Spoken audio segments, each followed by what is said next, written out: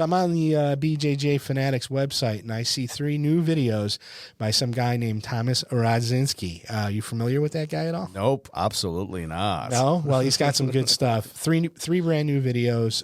They're getting amazing reviews, which is good to see as well. But you got to tell us about them real quick? Yeah, I had, you guys already know, but I had opportunity to go to Boston, shoot 3 more instructionals, 1 on butterfly hook, complete guide for butterfly hook, 2 wrap, lapel, and submit them, and 3 we have taking the back. It's particularly designed for guys for over 40 because there's no climbing involved. All the back takes are on the ground.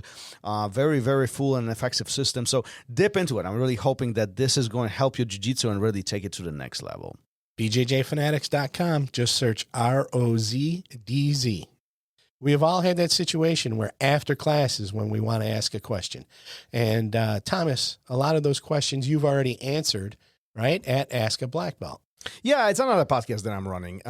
It's on podcast, all podcast platforms, plus on YouTube. You can find it anywhere. Just search for my name. Search for Ask a Black Belt. At this point, over 100 episodes, different questions, jiu-jitsu, life-related, but something that everybody comes across, and often these questions sink in our mind, but we don't ask for whatever reason. So if that benefits you, go there, listen. It actually might help your jiu-jitsu, might help your life as well. And if you have any questions, find me on Instagram and drop me a line. I'll be happy to answer your question and mention your name during the episode.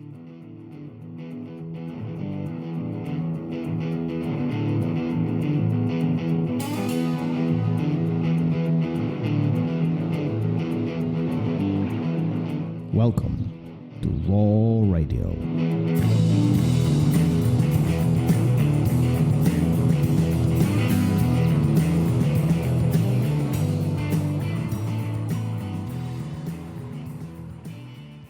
And we're live. Here we go. Here we go. All right, then. I feel like every takeaway starts the same. Uh-huh. I feel like it's like we got nothing to say, and then we start yapping. It's like, wait to see who's going to go first. Is that what it is? I think so. Yeah. Yeah. So it's like Professor Joey. Yeah, he's a good guy. He's Yeah. a cool guy. Yeah, he surely is.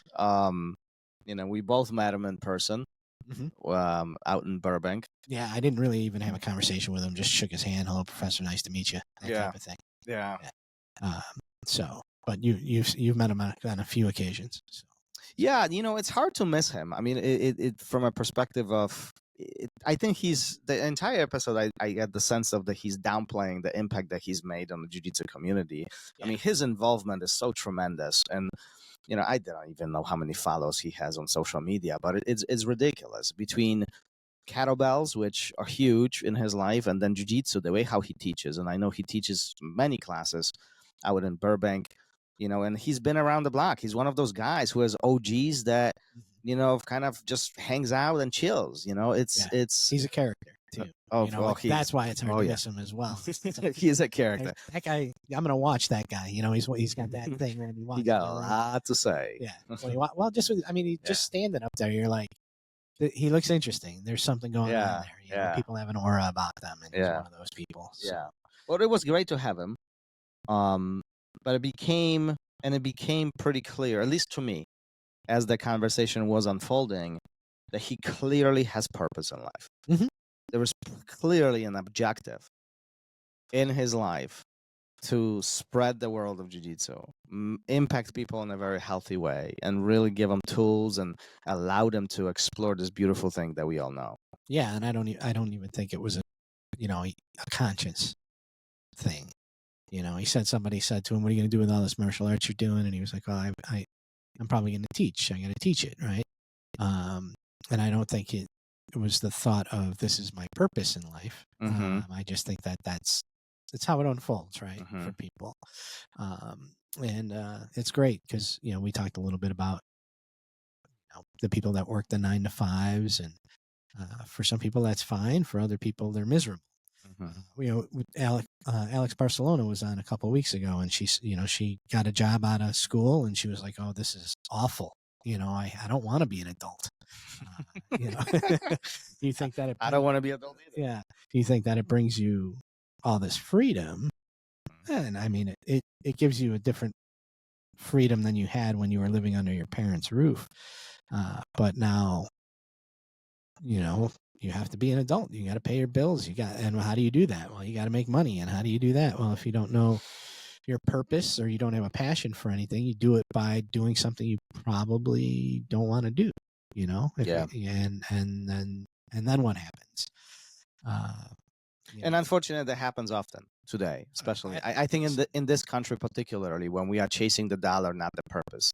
Yeah. Right. I don't even think you're chasing the dollar so much. It's not like I'm doing it to get rich. It's like you're doing it just to get by. Well, but that's what I mean by that. I don't mean by this that you're chasing a dollar or you want to be wealthy. It's more of I'm chasing a dollar because I have to. Yeah. Like I have to do this. This is what the standards are today. Like I have to work. And I think in a lot of cases, we are taking advantage of things.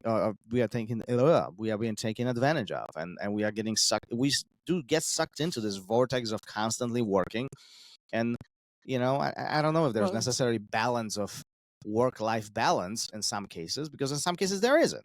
Yeah. But I think if we don't have purpose in life, if we don't know what our mission is, this is where the misery begins much, much earlier. And it magnifies so quickly. Yeah, it does. And I think that not only, and I think you can go through without finding your purpose, but if you put another layer on top of that of doing something that you just find miserable, day in and day out, man, it's got to, listen, I did it for years, and then I was like, I got to get out of here. And it took me God knows how long to convince you. Well, I might not be done yet. With what? Hold on, what? I might not have found my purpose yet. But at least it's not this. You better hustle up. Right. There's not much time left for you. Listen, I'm having fun. But that's the thing too, is like, at least I'm, listen,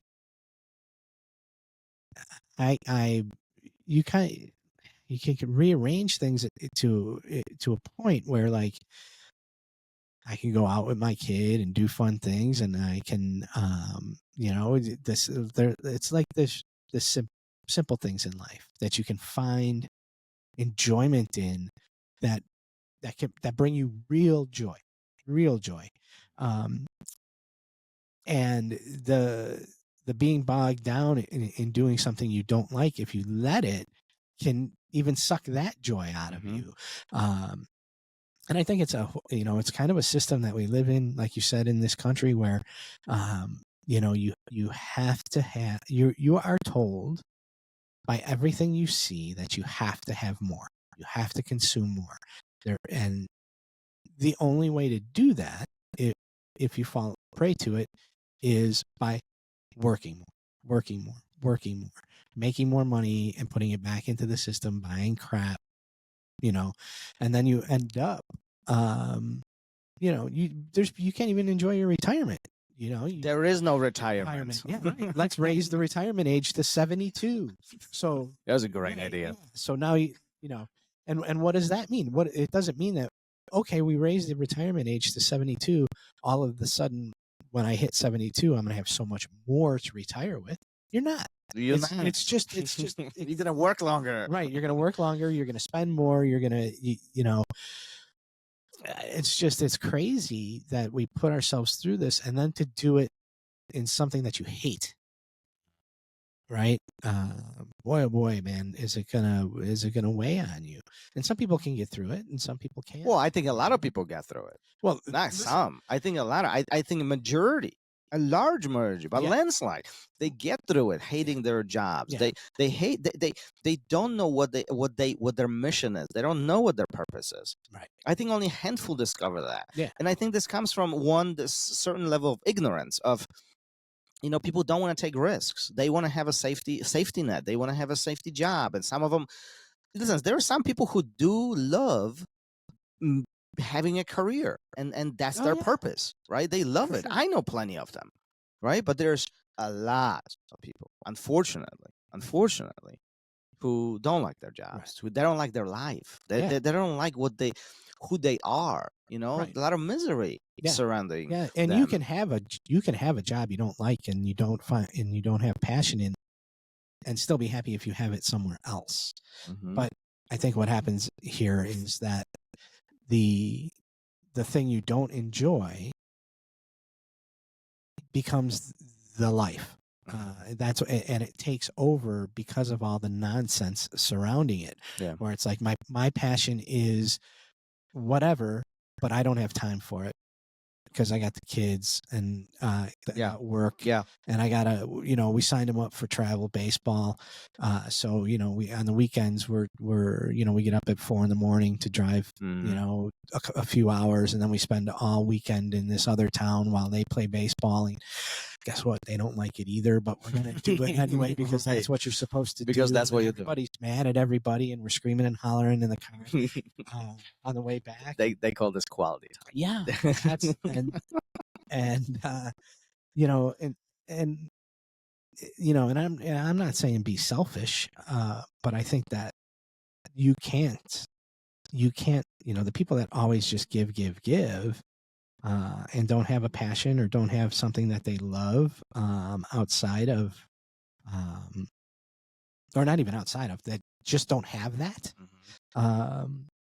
They're miserable, and then they start looking for, I think, maybe unhealthy ways to supplement that. Mhm. Food, drink, laziness, just going home, sitting in that chair, um, It is so easy. I mean, it's really easy to fall into that trap, yeah. right? And We it's all have relatives or fathers of friends that we know when that dad got home, they just sat in that chair, turned on the TV, Mhm. not necessarily even, drinking booze or anything, but they just sat there Mhm. until it was time to go to bed, Mhm. to get back up in the morning, Mhm. to go to that job that they don't really like. Mhm. And it's a vicious circle too. Like we have to acknowledge that is like because we spend so much time at work, and if we don't like it, we come home and we want that peace and quiet, quote unquote, right? Right. That peace and quiet, which converts into no time with your kids or doing activities or doing around things around the house, and it just converts into this mm, coexisting. I don't know, vagging, right? And Yeah. then next morning you have to get up again and do it over again. So Right. it's it is not easy. And I said this at the beginning of this conversation. There is unfortunately, many people who are not happy. But also we have to say that it's not easy to get out of that mindset. No, it's hard. It's very hard. It's hard. It's like getting out of any rut or Mhm. bad habit, Yep. right? It And takes that's a bad habit. It is to go home and sit and do nothing. It's bad, Mhm. And then guess what? I can't ride my bike or try that class I wanted to try because my back is killing me. Well, your back is killing you because you sit down every day, all day, and that's all you do. And and then you go home and you sit down all evening in a chair with shitty posture, and Mhm. and then it's like you don't have the clear thought that no, I need to get up, I need to move in order to be able to move. And yeah, vicious cycle is absolutely what it is. Yeah. Yeah, it's hard. It's hard to maneuver through these situations, But then on the flip side, for those who do find their purpose, they have the ability to chip away. I think the moment we have that vision, the goal, the milestones, and kind of we like what we do, we enjoy what we do. Like we often say, when you love what you do, you don't work hour of your life. I don't think that's necessarily true.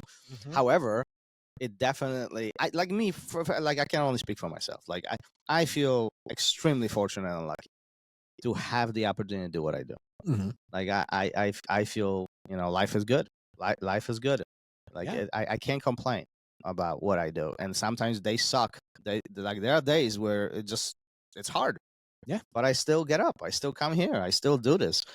And I continue chipping away, and hopefully that rubs off on Yeah, others. and what's great about it is when those days are there like that, it's still something you love and it's still something you're passionate about. So those good days outweigh the bad, by so much. Yeah. So. I do believe that I said this on the show already, but like I remember I was a white belt and I was sitting on the edge of, we had a boxing ring at the academy. and I was sitting, and I don't remember why I was grumpy or why I was down, but I remember Carson Gracie Sr. came up. And he sat down right next to me, and if you knew Carson, he spoke all 20 English words. That's how it was. He coming through 20 words. That's it. Starbucks was one of them. Yeah, Starbucks was one of them. Chipotle was another. So we got 18 other words. Okay. But I remember he sat down next to me, and he was trying to find out why I was grumpy. And that's who Carson was. He wanted you to have that good day every day because jiu-jitsu was amazing. And I don't remember what was the reason, but I do remember. He said, you have good days, you have bad days. Trick is to have more good days than bad days. And that's it. Mm-hmm. And at that point, I didn't get it. I didn't understand. I mean, I was in my 20s. I didn't get it at all. But now I appreciate that. And it clearly made an impact because all these couple decades later, it's still in my mind. So, yeah, I mean, you just got to find it. And it's work because this life, listen, I don't know.